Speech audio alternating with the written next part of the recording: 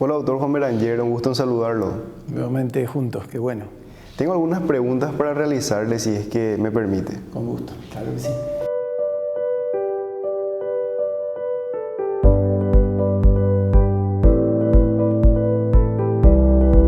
Al hablar de gestión y mediación de conflictos, ¿a qué nos referimos?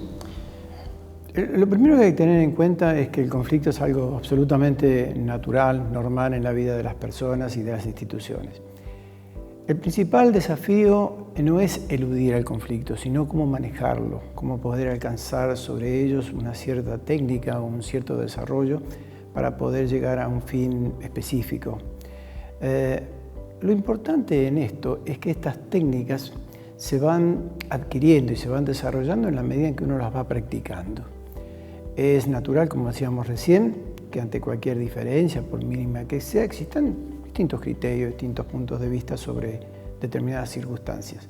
Por lo tanto, acá lo importante, y para nosotros como educadores y como parte de los gestores de este módulo y de este curso que estamos impartiendo, es poder proveer esas herramientas o esas técnicas de modo que los participantes adquieran capacidades para poder desarrollar lo que se llama comúnmente la gestión del conflicto o el manejo de conflictos. Doctor, otra pregunta. ¿Una persona debería ser profesional en una materia determinada para entender sobre estos puntos? Parecería que sí, sin embargo no es tan complejo. El hecho de intercambiar, por ejemplo, el precio en un supermercado, el hecho de tener una opinión diferente respecto a una muestra de pintura o tener, por ejemplo, la posibilidad de estar opinando simplemente de fútbol, no importa el tema que se trate, siempre vamos a tener algún tipo de diferencias. Y no se necesita ser profesional para poder entender de qué manera vamos a manejar este tipo de situaciones que se nos presentan en el día a día. Lo importante es que las personas a las cuales le estamos impartiendo estos cursos o esta modalidad puedan entender que ciertos conceptos deben ser colocados para poder alcanzar un buen diálogo, un buen debate y poder alcanzar resultados satisfactorios. Por lo tanto, no necesita ser un profesional. Entiendo, doctor. Las clases se desarrollarán durante 10 semanas, entiendo eso. Y en la segunda vi el programa y me llama mucho la atención la gestión de la comunicación en situaciones de crisis. ¿Nos podrías dar alguna idea sobre el tema?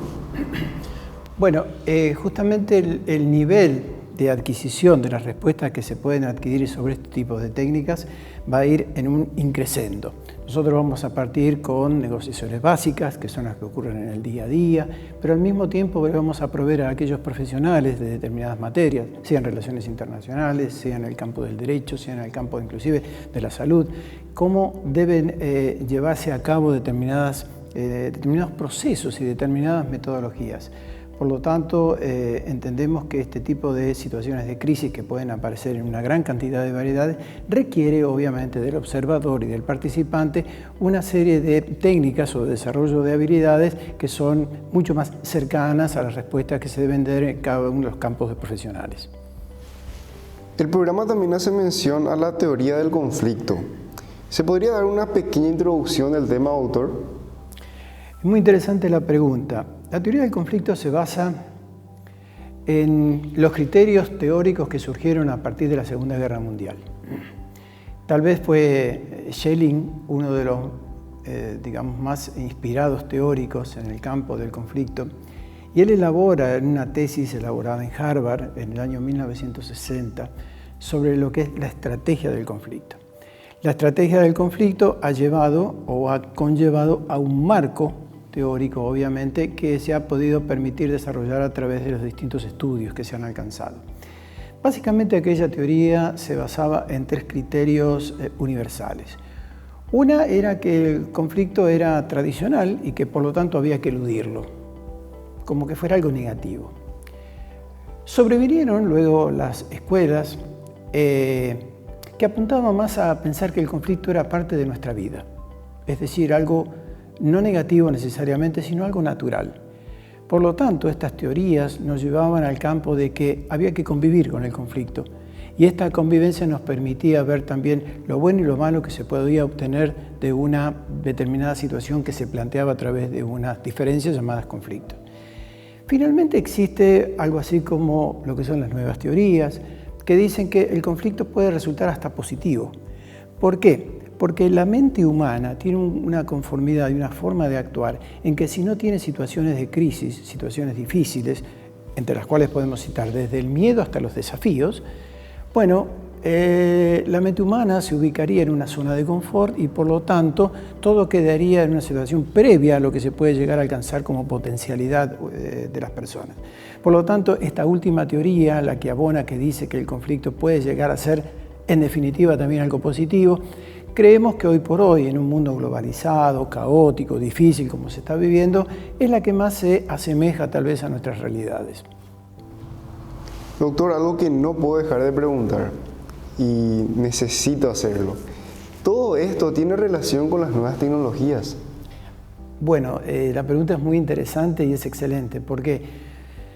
Porque a medida que nosotros vamos incorporando nuestra vida diaria a un mundo complejo, difícil, pero que al mismo tiempo, por otro lado, la ciencia y la tecnología van desarrollando en paralelo una serie de caminos alternativos, nos hace ver que estas herramientas, porque en definitiva son medios y son herramientas, nos va llevando a distintas formas de mirar estas herramientas. La tecnología es neutra, digo yo, no es ni mala ni buena, es según el fin con que se use. Podemos hacer maravillas con la tecnología y podemos llegar a hacer también desastres. Por lo tanto, yo considero que las tecnologías en sí mismas no afectan, sino que va a ser el uso que se le da a las tecnologías para que podamos alcanzar los fines más nobles o más benefactores para cualquier tipo de comunidad. Una vez más, doctor, estoy muy agradecido por su tiempo, por la buena predisposición y siempre tengo una duda. Yo sé que muchos tienen alguna pregunta para usted y quiero leer aquí en los comentarios para hacer un nuevo video con esas preguntas que seguramente vamos a tener.